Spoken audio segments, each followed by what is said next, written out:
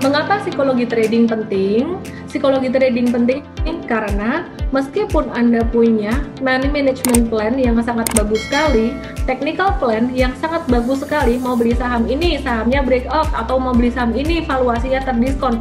Kalau Anda nggak punya ini, psikologi trading ini Anda nggak punya, maka hasilnya akan zero. Kenapa? Atau hasilnya nggak maksimal. Kenapa? Karena terkadang manusia bertindak berdasarkan emosi.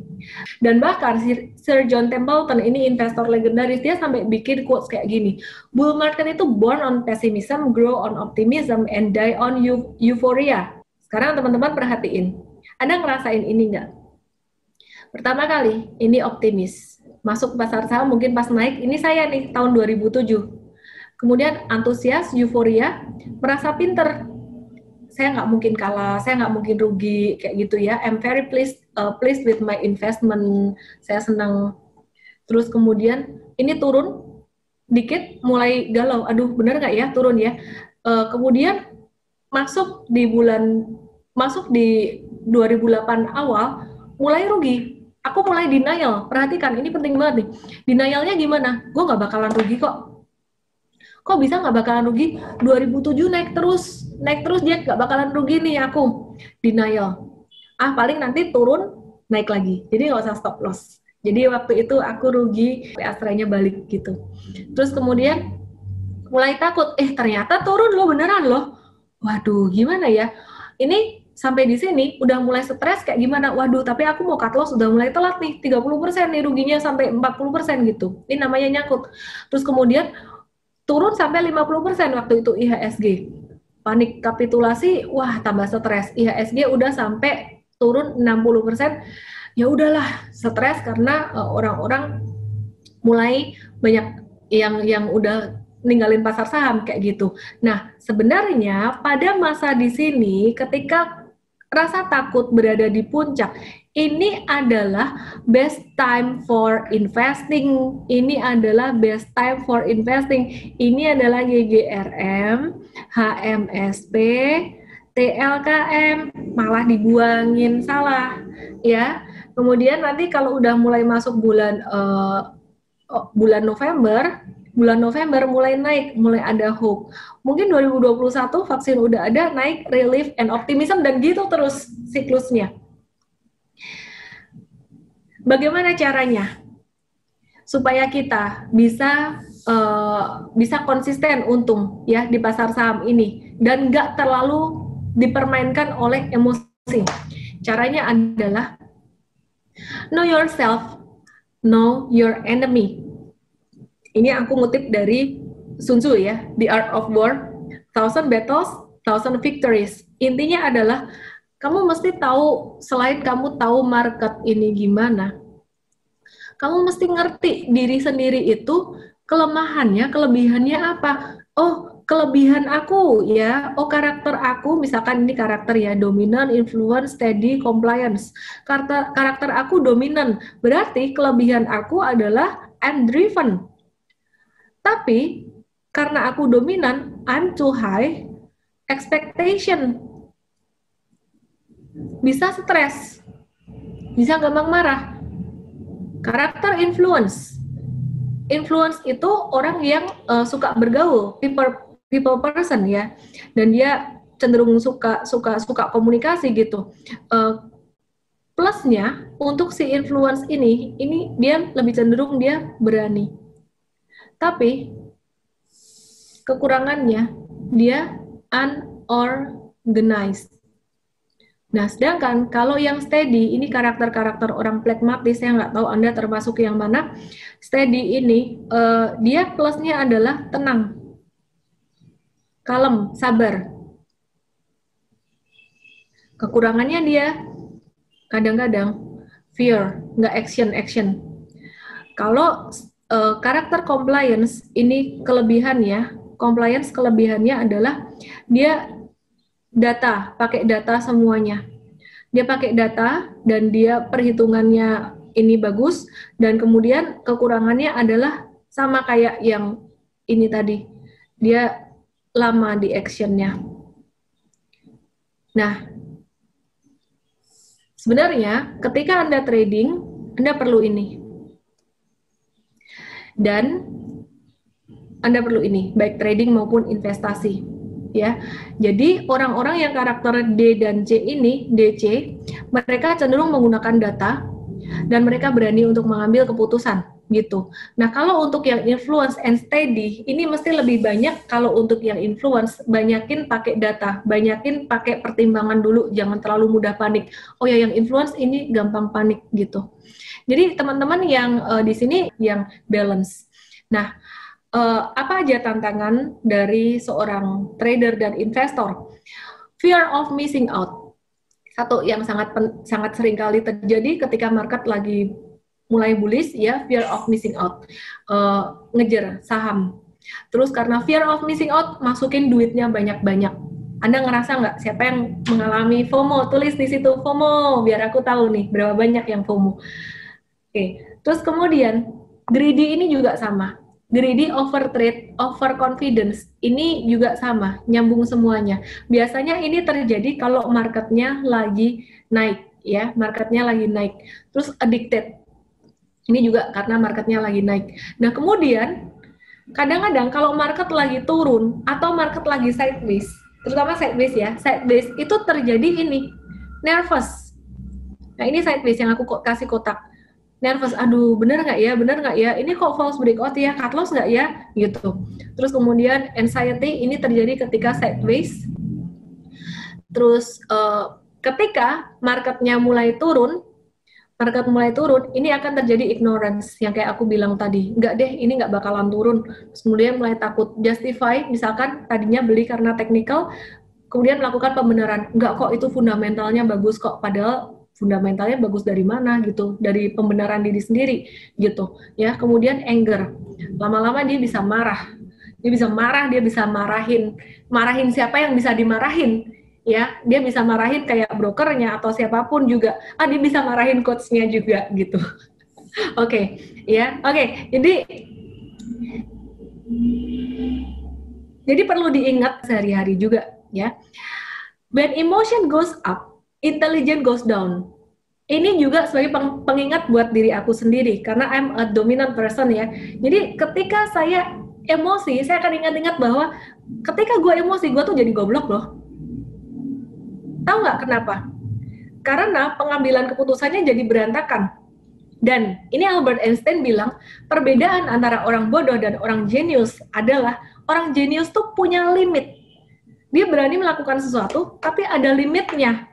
Greed is good, asal ada batasnya. Batasnya apa? Money management. Mengapa orang masuk ke pasar saham bisa perjalanannya berbeda-beda? Meskipun informasi yang dikasih sama persis. Misal di dalam satu pelatihan, workshop super trader misalkan, informasi yang disampaikan tuh sama persis plek, nggak ada yang beda sedikit pun. Dan katakan si A dan si B masuk di pasar saham pada hari yang sama, tanggal yang sama, duit modal yang sama. Tapi hasilnya bisa berbeda. Mengapa? Karena ini aku belajar dari NLP ya, neuro-linguistic programming ya. Jadi ada yang namanya representation system. Representation system itu apa sih? Itu filter. Ya, jadi ini experience yang Anda lihat, dengar, rasakan dengan kelima indera kita. Ini masuk ke diri kita.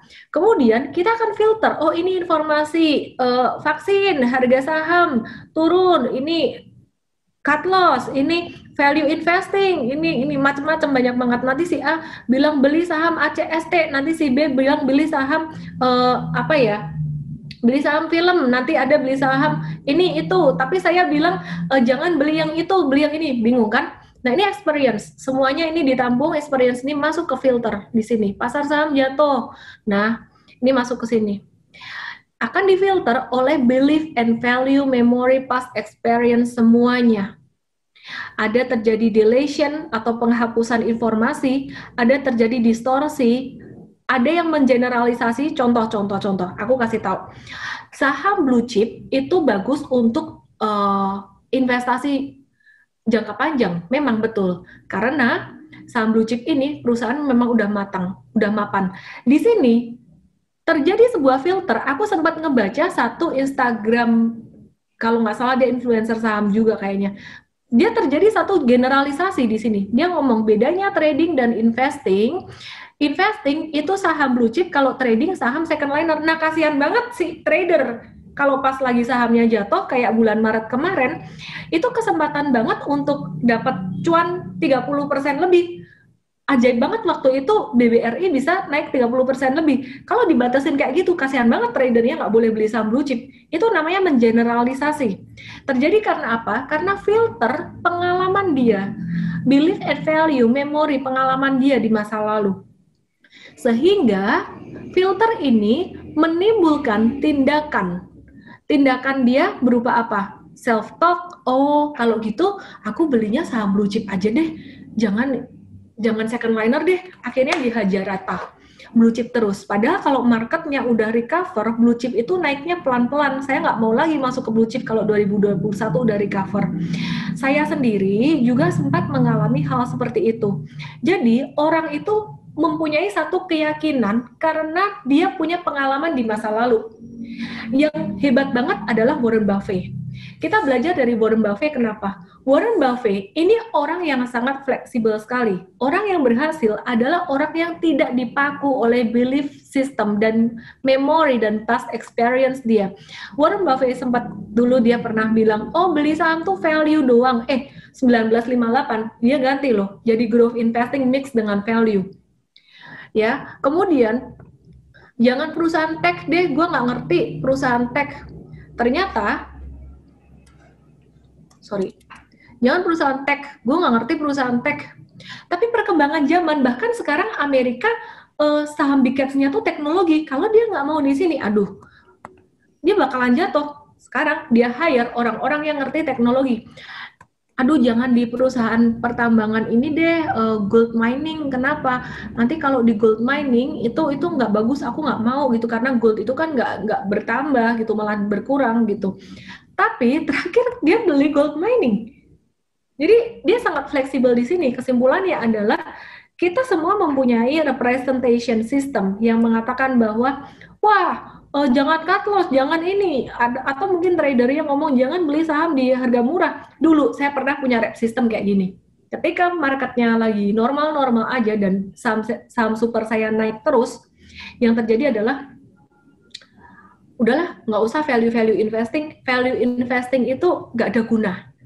Tapi ketika market crash, aku melihat, wih, bener juga ya, value investing itu bagus buat jangka panjang. Itu namanya sistem kita berubah. Oke, Triune Brain Model. Manusia mengambil keputusan. Manusia modern mengambil keputusan dengan otak neokortex yang disebut juga otak human.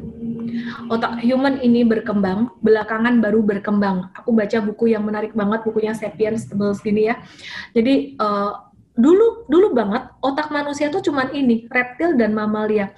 Otak reptilian ini tempat memfilter informasi yang pertama kali. Jadi informasi masuk difilter oleh belief dan value kita. Si otak reptil ini akan sifatnya escape, lari, atau fight. Dia adalah satpam. Dan bagus banget Tuhan kasih kita ini supaya kita menjadi waspada, ya, supaya kita waspada. Kalau nggak ada ini sangat bahaya sekali. Ini ibarat di mobil ini adalah remnya. Nah, orang-orang yang kena otak reptilnya, misalkan dia rugi di saham, dia akan lari atau nggak mau lagi di pasar saham. Atau kemudian dia akan fight itu marah, ya. Jadi kalau mamalia, otak mamalia ini kena biasanya karena dia untung. Otak reptil menghindari rasa sakit, otak mamal mengejar kesenangan, pleasure. Nah, ini yang menarik nih. Kalau Anda udah untung sekali, senengnya kalau luar biasa sampai emosional akan keluar hormon dopamin. Bahkan kadang-kadang ada juga yang rugi. Ulang lagi, untung dikit, senang, habis itu rugi lagi, ulang lagi, itu juga bisa menimbulkan hormon dopamin yang diulang-ulang terus membuat orang jadi addicted. Yang paling bagus, emosi itu informasi itu masuk ke otak neokorteks, disaring di sini, sehingga Anda bisa mengambil keputusan dengan bijaksana. Nah, banyak sekali orang yang menganggap bahwa udahlah gue ngerti teknisnya aja lah, fundamental, technical, psikologi trading nggak penting. Maka dari itu aku jarang banget bawain tema psikologi trading. Bahkan, tapi padahal psikologi trading ini adalah satu hal yang very very crucial banget for our life juga. Jadi kemarin aku sempat belajar dengan satu temanku, dia tuh psikolog, how to break our emotional pattern, dan ini nyambung juga dengan apa yang aku udah pelajari selama 13 tahun terakhir ini. Jadi ketika aku bikin buku Smart Traders Not Gamblers yang hitam itu aku belajar dari psikolog juga. Bukunya namanya Psycho-Cybernetics ya. Intinya sebenarnya adalah tentang how to break our emotional pattern. Karena kalau udah kena ke otak reptil, otak mamal, ini bakalan muter-muter terus di saham ya. Bakalan muter-muter terus. Rugi balas dendam, makin rugi lagi balas dendam lagi, atau kalau untung dia nambah duit, terus rugi dia gemes, deg-degan, dan seterusnya, muter terus. Berhentinya kapan? Berhentinya sampai duitnya habis. Jangan dong gitu ya. How to break this emotional pattern, Anda juga mungkin mengalami dalam kehidupan sehari-hari.